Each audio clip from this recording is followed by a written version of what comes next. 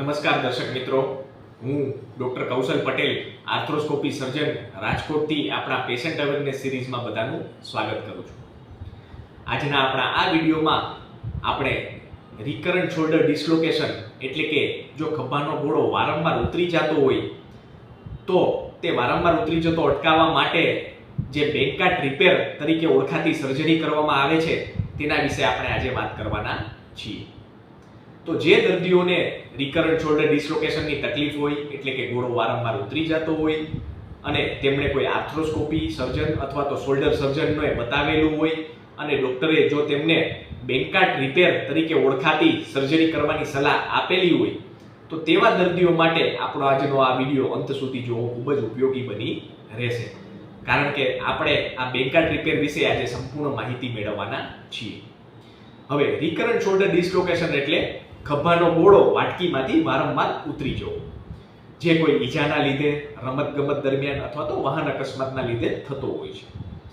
હવે જો દર્દીને આ રિકરન્ટ શોલ્ડર ડિસ્લોકેશનની તકલીફમાંથી બચવું હોય તો તેમના વિવિધ રિપોર્ટ્સ એટલે કે એક્સરે, એમઆરઆઈ અને સીટી સ્કેનના અંતે 3 થી 4 પ્રકારના અલગ અલગ ઓપરેશન કરવામાં આવતા હોય છે અને આ 4 થી 5 ઓપરેશનોમાંથી એક ઓપરેશન છે કે જે બેન્કાટ રિપેર તરીકે ઓળખાતું ઓપરેશન છે. હવે આ બેન્કાટ રિપેર તરીકે ઓળખાતું ઓપરેશનની આપણે હિસ્ટ્રી જોઈએ તો આર્થર બેન્કાટ કરીને એક લંડનમાં ઓર્થોપેડિક સર્જન થઈ ગયેલા આજથી અરાઉન્ડ 100 વર્ષ પહેલા 1923માં તેમના નામ ઉપરથી આ બેન્કાટ રિપેર તરીકે ઓળખાતી સર્જરી પ્રસિદ્ધ થયેલી, કારણ કે સૌપ્રથમ તેમણે જ આ રિકરન્ટ શોલ્ડર ડિસ્લોકેશનને અટકાવવા માટે શું કરવું તે સર્જરી ગોતેલી અને ત્યારબાદ તેમના નામ ઉપરથી તેમનું નામ બેન્કાટ રિપેર પડી ગયું. સામાન્ય રીતે રિકરન્ટ શોલ્ડર ડિસ્લોકેશનમાં જ્યારે પણ ગોળો વાટકીની બહાર નીકળી જાય છે એટલે કે તે કવચને ડેમેજ કરે છે કે જે બીજા શબ્દોમાં લેબરલ ટેર તરીકે ઓળખાય છે.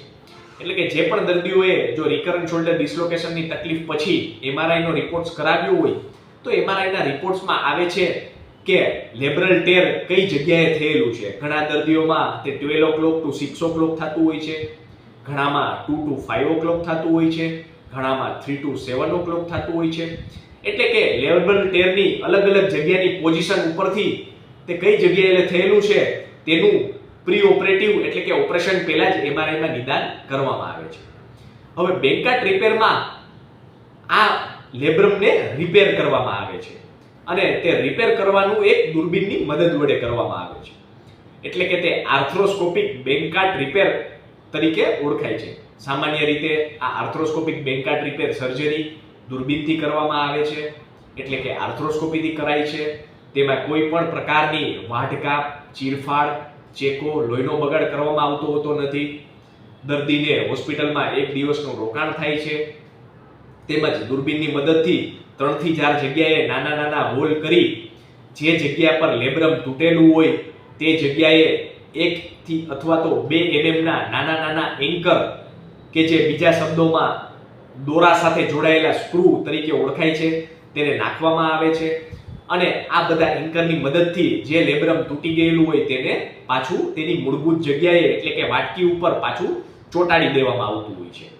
તો આ આખી સર્જરી આર્થ્રોસ્કોપિક બેન્કાટ રિપેર તરીકે ઓળખાય છે અને તે 3 થી 4 ટાંકામાં જ થઈ જતી સર્જરી છે અને ઘણી વખત તો તે ડે કેર પ્રોસિજર એટલે કે સવારે દર્દીને દાખલ કરી સવારે જ ઓપરેશન કરી ઘણી વખત સાંજે પણ રજા આપી દેવામાં આવતી હોય છે.